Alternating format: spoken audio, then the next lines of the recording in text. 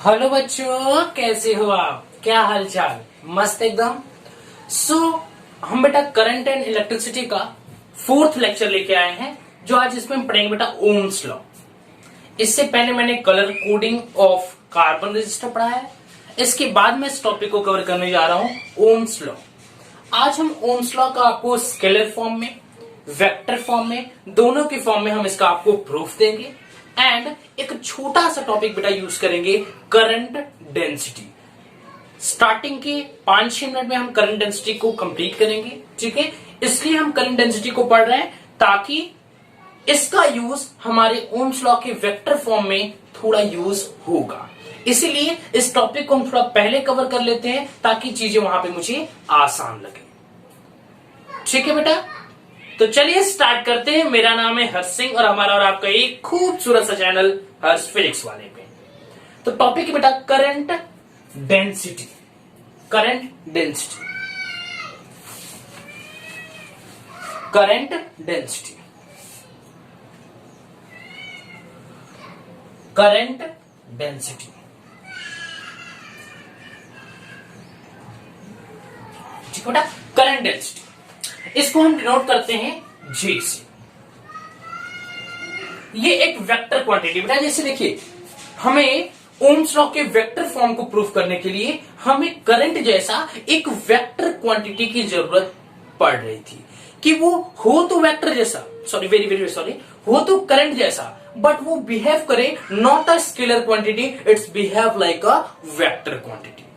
I mean to say that बेटा कि वह करंट की जैसे हो, बट करंट हमारा स्केलर क्वांटिटी है और वो जो मिले वो करंट जैसा तो हो बट वो स्केलर नहीं, वेक्टर क्वांटिटी हो। समझ में आया? समझ में बेटा? जैसे हमारा I क्या है? I is the current and that is the scalar quantity, that is the scalar quantity. जैसे मैं बोला यहाँ पे ये हमारा वायर है, ये हमारा वायर है, ये मान लीजिए ये 5 एम्पियर इसमें से पास कर रहा है, इसमें से 2 एम्पियर पास कर रहा है, तो टोटल इसमें से कितना पास करेगा? 7 एम्पियर पास करेगा, ठीक है। चाहे ये मैटर नहीं रहता कितने एंगल पे हमारा 60, 50 किसी भी एंगल पे हो, ये मैटर नहीं करता। टोटल रिजल्टेंट जो बेटा इसमें करंट की वैल्यू होगी वो 7 एम्पियर होगी। क्लियर है? समझ में आ रहा है? तो रिजल्टेंट हमारा करंट की वैल्यू क्या होगी? 7 एम्पियर। क्लियर है बच्चों? तो हमारा जो बेटा करंट है वो स्केलर क्वांटिटी है, लेकिन हमें करंट जैसा एक ऐसी क्वांटिटी चाहिए थी जो कि करंट की जैसी तो हो बट वो स्केलर नहीं, वेक्टर हो। तो उसी को यूज करने के लिए मैंने एक टर्म हम लोग लेके आए करंट डेंसिटी का। हम कहां से लाएंगे बेटा? सेंटर स्टोक लाए थे, ठीक है। करंट डेंसिटी का, इसकी मदद से इसका यूज करके हम लोग ohms law in vector form इसको प्रूफ करेंगे। तो मैं आपको आइडिया देता हूं कि करंट डेंसिटी होता क्या है। जैसे देखिए आपने पढ़ा होगा कि हमें पोटेंशियल जैसा एक टर्म चाहिए था इन वेक्टर फॉर्म में। तो पोटेंशियल तो एक पोटेंशियल जो बेटा वो तो एक स्केलर क्वांटिटी है, बट जो इलेक्ट्रिक फील्ड है वो हमारा वेक्टर क्वांटिटी है। दोनों का काम लगभग सेम होता है, बट डिफरेंस इतना है बेटा कि इलेक्ट्रिक फील्ड हमारी वेक्टर क्वांटिटी है और पोटेंशियल डिफरेंस हमारा स्केलर क्वांटिटी है। दोनों का काम सेम है, ठीक है। लगभग इन दोनों का काम क्या है? सेम है। वैसे ही यहाँ पे हम लोग लाते हैं करंट डेंसिटी, जो कि करंट और करंट डेंसिटी दोनों का काम सेम है, बट दोनों की जो क्वांटिटी है बेटा वह अलग है, क्योंकि करंट के पास मैग्नीट्यूड और डायरेक्शन दोनों होने की वजह से फिर भी वो स्केलर है। तो हमें ऐसी क्वांटिटी चाहिए जो कि एक वेक्टर के फॉर्म जैसा हो। तो हमने लाया करंट डेंसिटी। मान लेते बेटा ये हमारा एक कंडक्टर है, मान लेते ये हमारा एक कंडक्टर है, ठीक है। कुछ तो बोलते हैं सर आप कंडक्टर नहीं ग्लास बनाते, तो ग्लास कोई बात नहीं बेटा, पानी पी लीजिएगा, ठीक है। ग्लास, बोतल से पानी पीते हैं सर, चलो आज ग्लास से पी लीजिएगा, ठीक है। हमारा ग्लास है, कंडक्टर बोल लीजिए, ठीक है, ग्लास मत बोलिए, ठीक। इतना सुंदर मान लेते बेटा इसमें ये करंट फ्लो कर रहा है,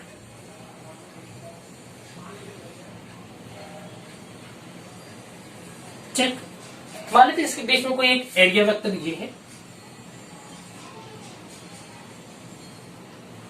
ये कोई एरिया वेक्टर ए है। कंडीशन लिखिए बेटा, और हाँ फर्स्ट जे वेक्टर जो बेटा it should be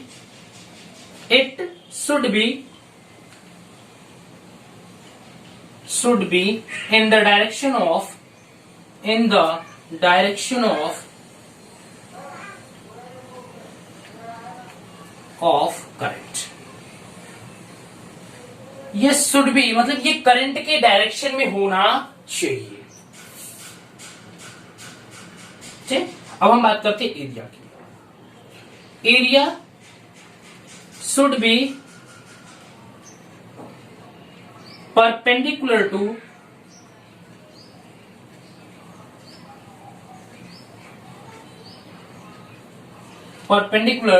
the current. अच्छा, जो जे हमारा है बेटा वो शुड बी परपेंडिकुलर होना चाहिए। ठीक, हम लोग यहाँ पे करंट की बात कर ले, करंट तो नॉर्मल दिख रहा है हमारे, यहां से आप लोग कर रहे हैं, मैं यहाँ पे ए की बात कर लेते हैं, ए वेक्टर की। ये हमारा सरफेस एरिया है और ये हमारा ए वेक्टर है। ठीक है, अगर हम ए वेक्टर की बात करें बेटा तो A vector should be parallel to current density.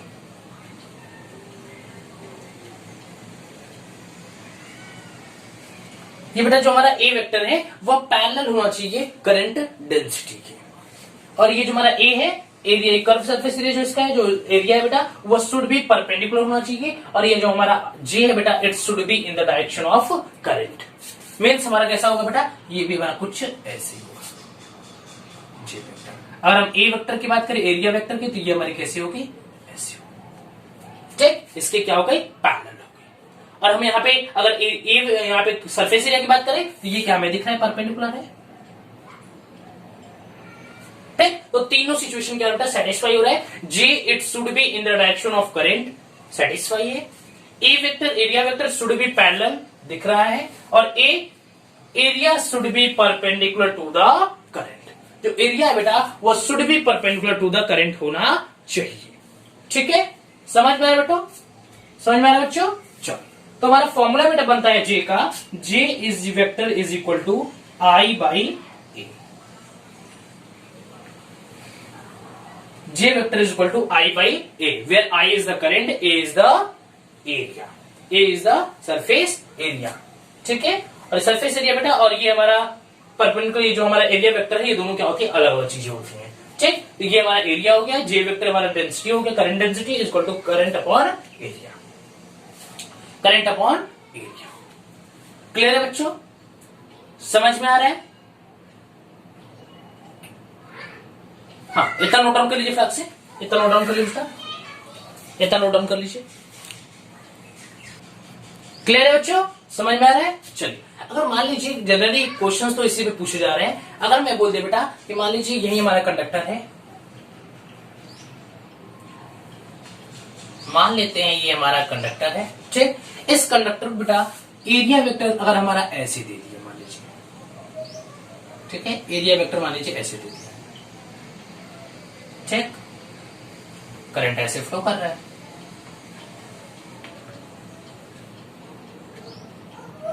ठीक, मान लीजिए हमारा एरिया वेक्टर ऐसे दिया हुआ है।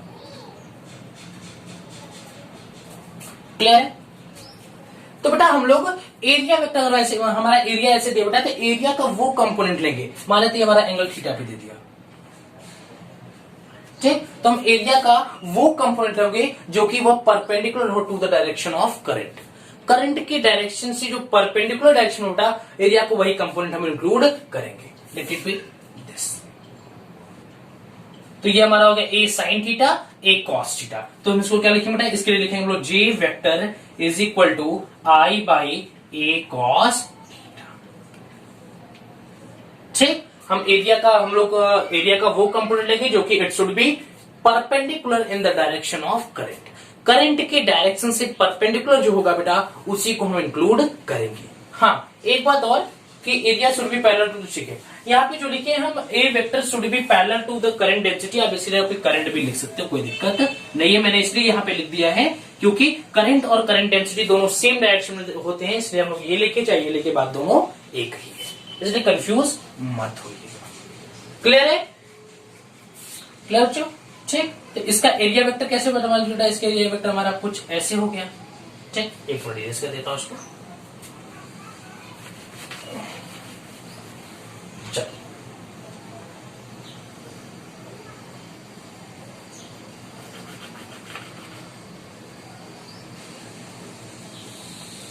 ठीक, मान लेते हैं इसका एरिया वेक्टर हमारा कुछ इस प्रकार है। ठीक, मान लेते हैं इसका एरिया वेक्टर इस प्रकार है। तो हम इस एरिया वेक्टर का वो कंपोनेंट लेंगे बेटा जो कि it should be parallel to the current density और करंट। इसके पैरेलल वाला कंपोनेंट कौन होगा? A cos theta. तो यहां पे लिख सकते हैं बेटा J vector is equal to I by A cos theta. और इन दोनों के बीच की वैल्यू क्या है बेटा? दोनों के बीच के एंगल कितना है? कॉस 0। सो कॉस 0 की वैल्यू क्या आ गई? 1। सो यहां पे लिख सकते हैं बेटा J is equal to I by A vector, या ए इज इक्वल टू आप लिख सकते हो J vector dot A vector. Can we write like this बेटा? We can write I is equal to J vector dot A vector. Clear है? इन दोनों के बीच का एंगल कितना है? 0 है, क्योंकि it should be parallel to the current. ये क्या है बेटा? करंट के पैरेलल है, इसलिए क्या है इन दोनों के बीच का एंगल कितना हो गया? 0 डिग्री। सो cos 0 की वैल्यू 1 हो गई। So j is equal to I by A vector. So I is equal to J vector dot A vector. Clear है बेटा? तो आप बस इसको पकड़ के रखिए और इसे भी आप अपने दिमाग में रखिए कि बाय द वे अगर एरिया को चेंज कर देता है तो आपको यहाँ पे ध्यान दीजिएगा कि एरिया, ये तीनों कंडीशन जिसको आ रहा होगा वो क्वेश्चन को सॉल्व कर देगा कि area should be perpendicular to the direction of current, area vector should be parallel to the current, या you can say that current density. Is it clear बेटा? क्लियर है? और हमें फॉर्मूला यहां पे मिलेगा J vector is equal to I by A vector. You can say that I is equal to J vector dot A vector. Clear है बेटा? Note down कर लीजिए। हो गया? इरेज करो बेटा। चलो 1 2 3।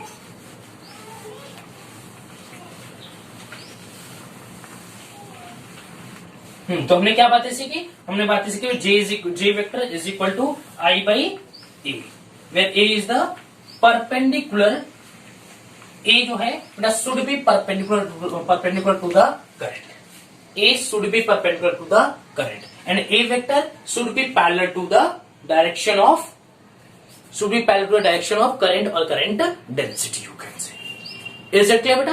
अब हम देखेंगे Ohm's law in scalar form. सबसे पहले हम लोग स्केलर फॉर्म को प्रूफ करेंगे। जनरली बता दो बेटा ओम्स लॉ का कोई प्रूफ नहीं होता क्योंकि ये एक लॉ है, लॉ का कोई प्रूफ नहीं होता। बट हाँ, बोर्ड एग्जाम में पूछ लिया जाता है कि ओम्स लॉ को प्रूफ करिए। So how to proof this? तो इसके लिए मैं आपको एक छोटा सा प्रूफ दिखाऊंगा जो कि वेक्टर फॉर्म में भी दिखाएंगे, हम आपको स्केलर फॉर्म में भी दिखाएंगे। ठीक है, दोनों फॉर्म में आप यहाँ पे दिखाने जा रहे हैं। चलिए तो Ohm's law,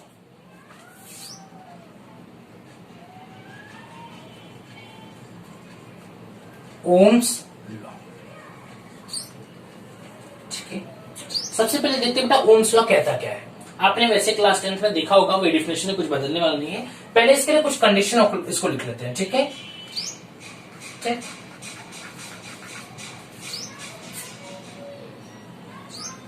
all physical quantity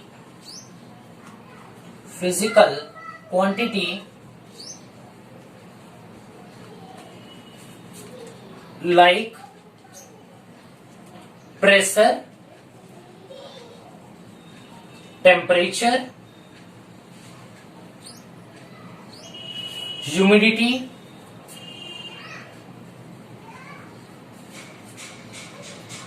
remain constant।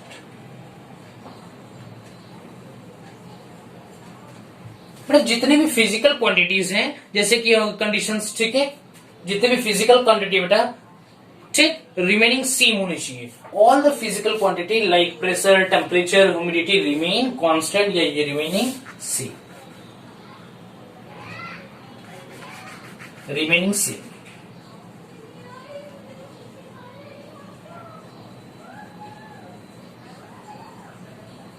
Remaining same, all physical quantity like pressure, temperature, humidity remaining same.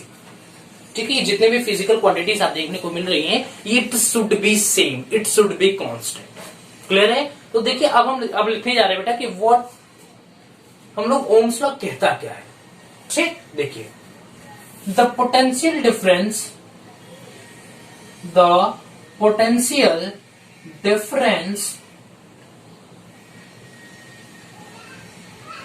potential difference across the ends of a conductor,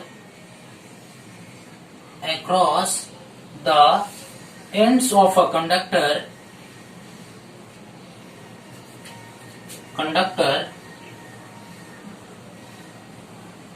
should be, conductor is, very sorry beta, is directly proportional to the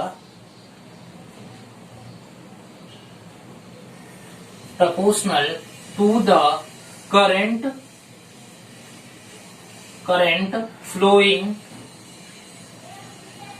flowing across the conductor,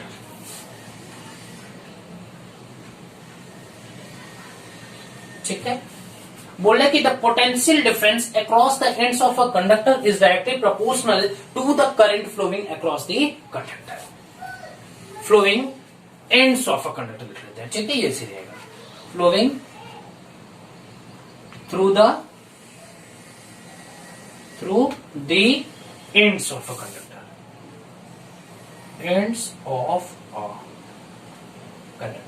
ठीक है। कि जो बेटा इसका potential difference होता है delta we, it should B sorry, हाँ, जो पोटेंशियल डिफरेंस है बेटा वह डायरेक्टली प्रोपोर्शनल होता है करंट की, ठीक। Potential difference is directly proportional to the current, so delta V is equal to I R, where R is the constant,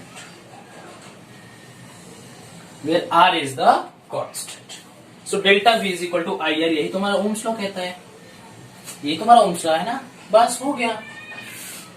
the potential difference across the ends of a conductor is directly proportional to the current flowing through ends of the conductor, कि जितना amount of current flow कर रहा है inside the conductor उसकी directly proportional होता है potential difference. हाँ, आज जो रेजिस्टेंस है इसको कांस्टेंट बनाया जाता है, ठीक है, बट ये डिफरेंट मटेरियल्स के लिए डिफरेंट कंडक्टर का अलग अलग रेजिस्टेंस भी होता है।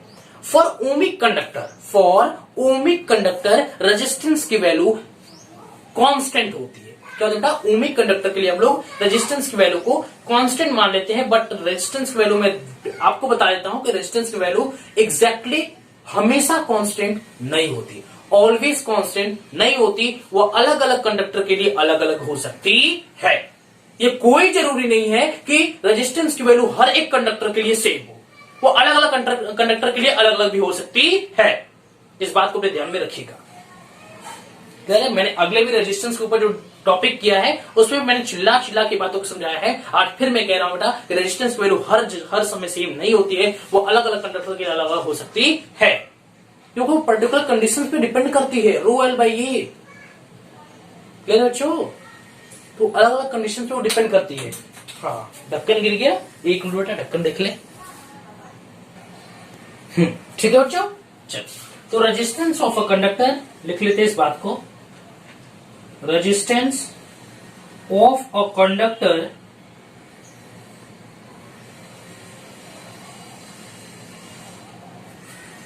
Is constant for ohmic conductor,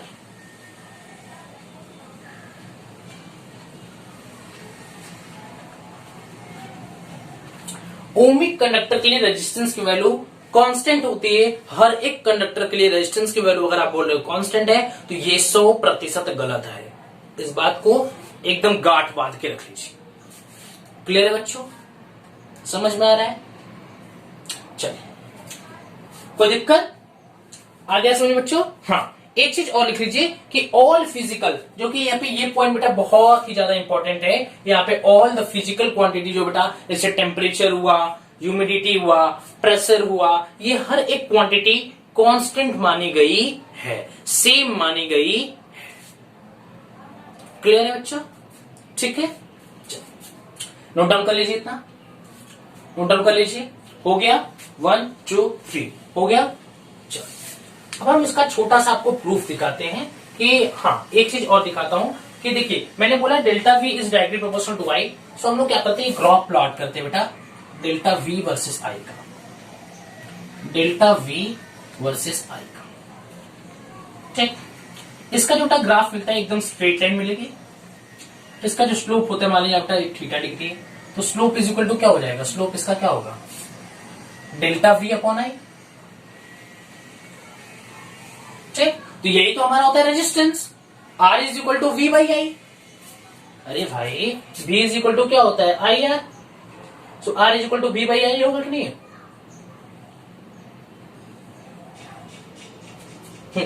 B is equal to I है, R is equal to V by I. ठीक, यही तो हमारा स्लोप भी मिला है V बाई आई, तो ये क्या हो गया बेटा, ये हमारा क्या हो गया, कांस्टेंट। क्या हो गया बेटा, कांस्टेंट हो गया। ठीक है, क्या बेटा, R is equal to constant. ये छोटा सा आपको मैं ग्राफ के थ्रू दिखाने की कोशिश किया। इरेज कर दो। अब इसका छोटा सा प्रूफ दिखाते हैं। वैसे ओम्स लॉ का कोई प्रूफ नहीं होता है, लेकिन आपके बोर्ड एग्जाम में पूछा जाता है। हाँ, हमने आपको फर्स्ट लेक्चर में पढ़ाया बेटा drift velocity, classical story of drift velocity. उसमें मैंने पढ़ाया था आपको करंट का formula I is equal to V ना, I is equal to proof.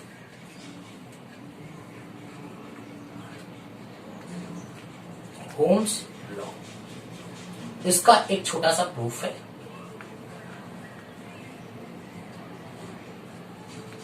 ठीक है, इसका छोटा सा प्रूफ है।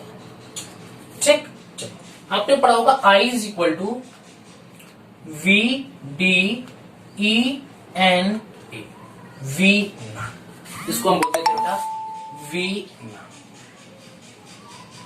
ठीक है, तो हम वीना देखते थे, आज हम देखेंगे इसी से निकालेंगे ओम्स लॉ का प्रूफ। क्लियर है बच्चों, I is equal to V ना।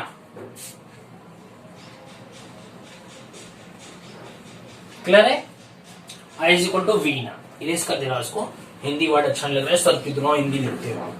ठीक, चलो I is equal to V ना। क्लियर है, एक मिनट बच्चा। ठीक है, I is equal to V D E N A, V ना। ठीक, हम जानते हैं बेटा यहाँ पे वी डी जो है ड्रिफ्ट वेलोसिटी, ड्रिफ्ट वेलोसिटी, ई है बेटा charge on electron, charge on electron, n is the number of charge per unit volume,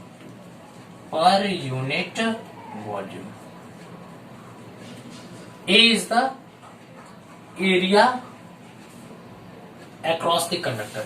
हाँ, लिख लेते हैं क्रॉस सेक्शन एरिया सबसे पहले, क्रॉस सेक्शन एरिया।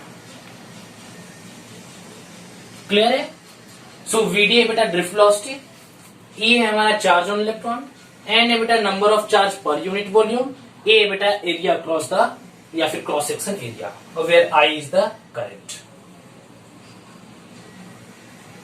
क्लियर है, ठीक। अब हम जानते हैं बेटा I इज इक्वल टू, यहां पे लिख सकते हैं E V upon M L tau E N.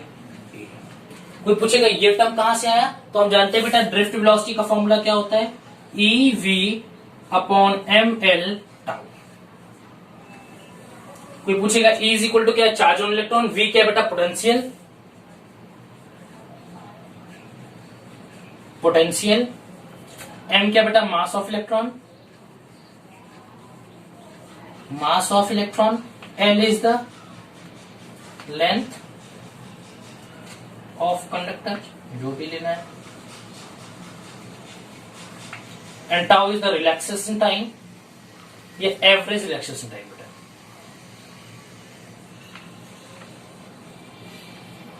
Average relaxation time between two collision, दो कोलिजन, दो एक इलेक्ट्रॉन और एक कर्नल, दोनों के बीच के बेटा जो भी कोलिजन हो रहा था उनके बीच का जो टाइम बेटा लगता है वो क्या बोलते हैं उसको, एवरेज रिलैक्सेशन टाइम। इसलिए मैंने बोला क्योंकि हमारा जो इलेक्ट्रॉन बेटा वो मान लीजिए ये हमारा कर्नल था, ठीक, इलेक्ट्रॉन निकला, इसके साथ लड़ा 10 टू द पावर 15 इस स्पीड से, इसकी स्पीड क्या हो गई 0। तो ये बेटा इसके बीच में जो टाइम लगा टाउ 1, इसके बाद फिर इलेक्ट्रॉन किसी और के साथ स्ट्राइक करने के बाद मान लीजिए यहां से इलेक्ट्रॉन निकला, अब इस कर्नल से स्ट्राइक करने वाला है, ठीक है, इसी स्पीड से। तो बेटा ये जो रिलैक्सेशन टाइम टाउ 1 है और ये रिलैक्सेशन टाउ 2 है बेटा, ये दोनों क्या होते हैं, डिफरेंट होते हैं। Tau 1 plus tau 2 plus tau 3 dot dot dot tau n upon n is equal to, इसी को बोलते हैं रिलैक्सेशन, एवरेज रिलैक्सेशन टाइम, या ऐसे बोल सकते हैं बेटा एवरेज रिलैक्सेशन टाइम, जिसको हम बोलते हैं टाउ, टाउ एवरेज। क्या बोलते हैं बेटा, टाउ एवरेज। क्लियर है? चलिए इस वैल्यू को मैंने यहां पे पुट किया, आगे E V upon M L tau E N A. Clear है? अब क्या करते हैं बेटा, v को यहीं छोड़ देते हैं, i को नीचे लाते हैं। v को मैं यहीं छोड़ा, i को मैं नीचे ले जा रहा हूं। सो बेटा v upon i equal to, देखिए ये आई तो ये टर्म ऊपर जाएगा, ml अपॉन ये पूरा टर्म, ये v को छोड़ के पूरा टर्म नीचे आएगा, e square n E square A tau. Clear बेटा? देखिए मैंने किया क्या है, एक बार और समझा देता हूं। मैंने इस v को यहीं छोड़ दिया, i को नीचे ले आया, ठीक, v को यहीं छोड़ा, i को नीचे ले आया। अब मैं इस पूरे टर्म को इधर ले जाना चाहता हूं, तो ये इसको ये डिवाइड में इधर जाएगा तो मल्टीप्लाई में हो गया। अब ये पूरे टर्म मल्टीप्लाई में, तो इधर आए तो क्या हो गया, डिवाइड में हो गया। ठीक, अब देखिए हम जानते हैं v by I equal to क्या होता है, r। So we get r equal to M L upon N E square A tau.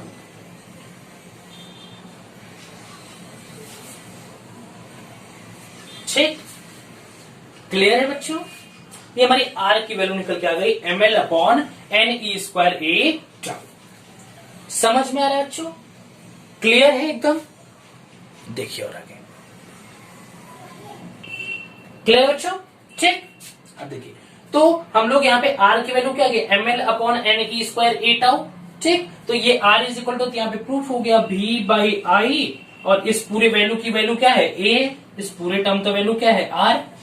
So v by I is equal to r, v by I is equal to r, v by I is equal to r। ये हमने proof कर दिया कि हमारा जो बेटा potential difference था across the conductor, ठीक, वो डायरेक्टली प्रोपोर्शनल था करंट के, और v is directly delta v is directly proportional to I and delta v is equal to I R, where R is equal to v by I. We have to prove this. Hence proof.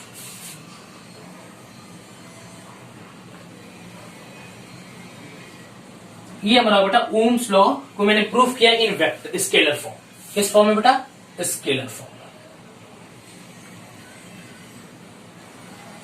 तो यहां पे तो current density का use नहीं हुआ, लेकिन जब हम वेक्टर फॉर्म में इसको बेटा प्रूफ करेंगे तो वहां पे करंट डेंसिटी का यूज करेंगे।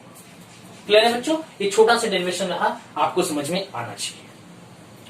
ठीक है, चलिए या आप यहां से ये भी लिख सकते हो v is equal to I. अब तो आपको दिख रहा होगा साफ साफ कि potential difference is directly proportional to the current and v is equal to I R मैंने निकाला था, और ये हमारा बेटा r क्या है, constant for ohmic conductor, not always ohmic conductor. इस बात को ध्यान में रखिएगा।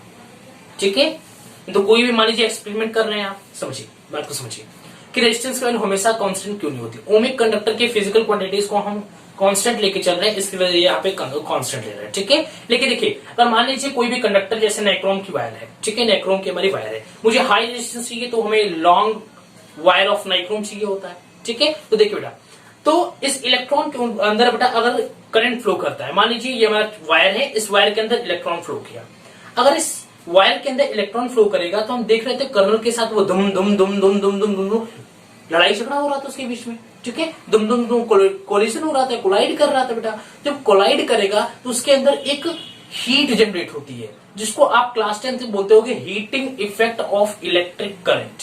Heating effect of electric current वैसे नहीं है तो ऐसे समझ लीजिए, किसी भी वायर के अंदर अगर जब करंट फ्लो करता है, किसी वायर के अंदर जब करंट फ्लो करता है बेटा, तो उसके अंदर एक हीट प्रोड्यूस होती है, जिसको बोलते हैं heating effect of electric current.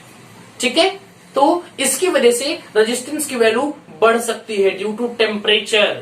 आपने कोई वायर यूज किया बेटा, इस वायर को यूज किया, आप एक्सपेरिमेंट के लिए यूज कर रहे हो। ठीक है, आपको हाई रेजिस्टेंस चाहिए, आपने टेम्परेचर को बढ़ाया, आपने हाई रेजिस्टेंस चाहिए तो आपने इसके अंदर से ज्यादा अमाउंट ऑफ करंट फ्लो कराया। अगर ज्यादा अमाउंट ऑफ करंट फ्लो कराएंगे तो इस जो वायर है बेटा वो हीट कर जाएगा, और हीट करेगा तो क्या होगा, आपका जो एक्सपेरिमेंट आप कर रहे हो सकता है उसमें रीडिंग गलत आ रही हो। इसीलिए हम लोग ऐसे वायर का यूज करते हैं बेटा। हमने आपको कलर कोड, कार्बन कोडिंग बताया है। ठीक है, कार्बन कोडिंग। ठीक है, तो उसमें बेटा कार्बन कोडिंग केस में मैंने बताया था आपको कार्बन कंडक्टर वाली कोडिंग को, उसमें मैंने बताया इसलिए उसका यूज करते बेटा वो स्मॉल इन साइज होता है। ठीक है, उसका रेजिस्टेंस भी वो काफी हाई मुझे देता है, इसी वजह से वो इजीली बेनिफिशियल होता है, वो और काफी कम कॉस्ट में मुझे अवेलेबल हो जाता है, इसलिए हम उसका यूज करते हैं। हम एलॉय का, नाइक्रोम एलॉय के फॉर्म में नाइक्रोम का, मैग्नीन का, कंस्टेंटन का यूज क्यों नहीं कर रहे थे? क्योंकि उनकी साइज तो बड़ी हो रही थी और दूसरा मुझे हाई रेजिस्टेंस उनसे ऑब्टेन करना मुश्किल था। अगर ऑब्टेन करते तो उनकी साइज बहुत लंबी हो जाएगी और उसकी वजह से हमारा एक्सपेरिमेंट इजी वे में नहीं हो पा रहा था। तो इन सब बातों के साथ हमने ओम्स लॉ के स्केलर फॉर्म को प्रूफ किया। अब हम बढ़ते हैं Ohm's law in vector form. इतना नोट डाउन कर लीजिए, जल्दी से नोट डाउन कर लीजिए बेटा। चलिए तो हम देखते हैं Ohm's law in vector form. रेस का तो Ohm's law in vector form, इसको भी प्रूफ करके दिखा देता हूं आपको। ठीक, इसके बाद हम बहुत अच्छे अच्छे लेक्चर करने वाले हैं आपके लिए कॉम्बिनेशंस ऑफ रजिस्टर का। ठीक है, आपने कॉम्बिनेशंस ऑफ कैपेसिटर का लेक्चर अगर नहीं देखी हो तो आप वहां से देख लीजिएगा यूट्यूब पे। ठीक है, आप सर्च करिएगा combinations of capacitor hertz physics वाले पे, तो आपको वहां पे अच्छा, वहां पे आपने बहुत सारे मैंने क्वेश्चंस भी अच्छे अच्छे कराए हैं। उसी से रिलेटेड मैं यहाँ पे कॉम्बिनेशंस ऑफ रजिस्टर के ऊपर पढ़ाऊंगा, जो कि आपने क्लास 10th में ऑलरेडी पढ़ चुके हैं, लेकिन हमारे इस भी सिलेबस में और कुछ नए कॉन्सेप्ट भी यहाँ पे ऐड होंगे। फिलहाल हम लोग बात करते हैं Ohm's law in vector form. Ohm's law in vector form,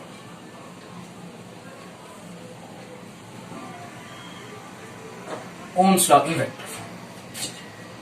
आपने देखिए बेटा, हम लोग क्या जानते हैं, delta V is equal to I R. ठीक है, अब इसको बेटा हम लोग वेक्टर फॉर्म पे लिखते हैं। बेटा पोटेंशियल की वजह से बेटा हमारा वेक्टर फॉर्म में कोई ऐसी क्वांटिटी थी जो इससे मिलते जुलते थी। Yes, electric field.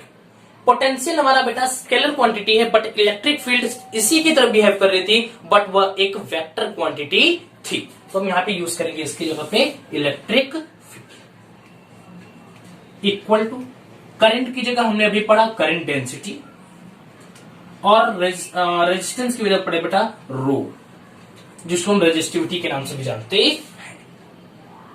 चेक, आप पढ़े हो ना, R is equal to rho L by A. ठीक है, क्लियर है बच्चों? अब यहां पे हम J की टर्म में लिखना चाहो तो J इज इक्वल टू, ठीक है, J vector is equal to E into 1 by row.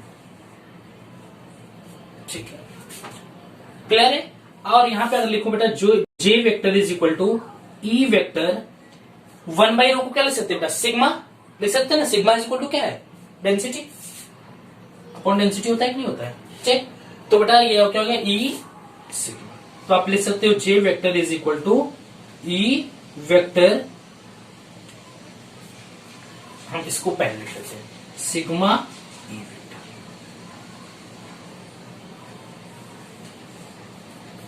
Clear बच्चों? इसी को हम यहां पे आपको प्रूफ करके दिखाते हैं।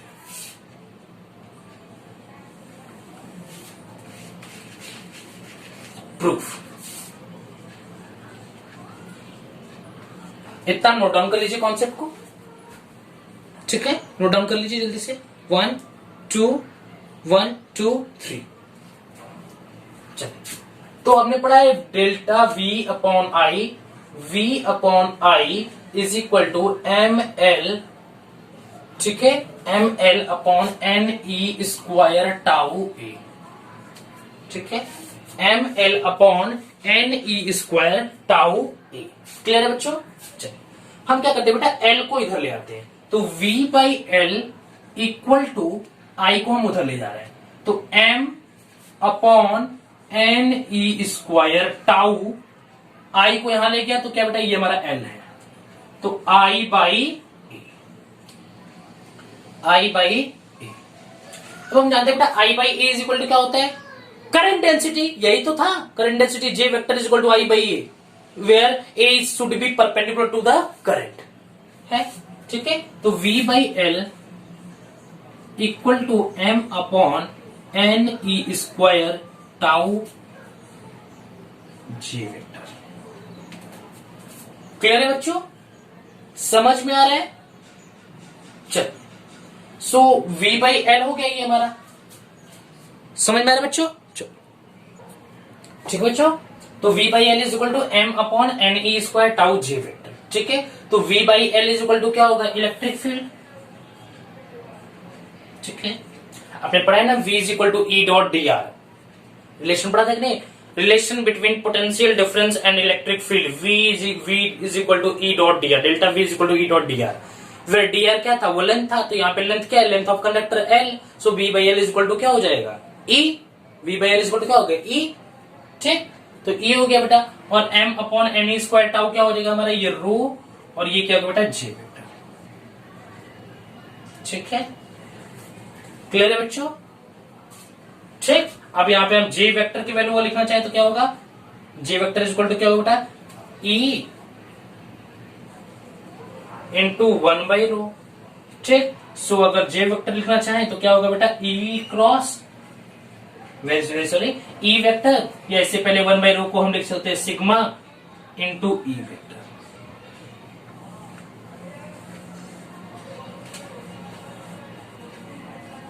ये हमारा हो गया proved of ohms law in vector form. हमने ओम्स लॉ को इस वेक्टर फॉर्म में प्रूव करके आपको दे दिया है।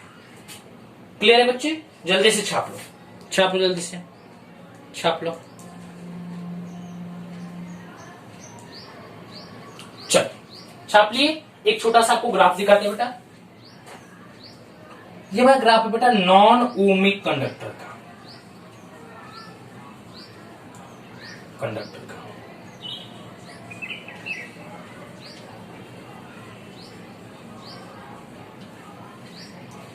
हमने बोला था ना कि जब कंडक्टर नॉन ओमिक होगा बेटा तो उसका रेजिस्टेंस चेंज हो सकता है। तो इसका ग्राफ बेटा कुछ इस प्रकार होता है। इसका ग्राफ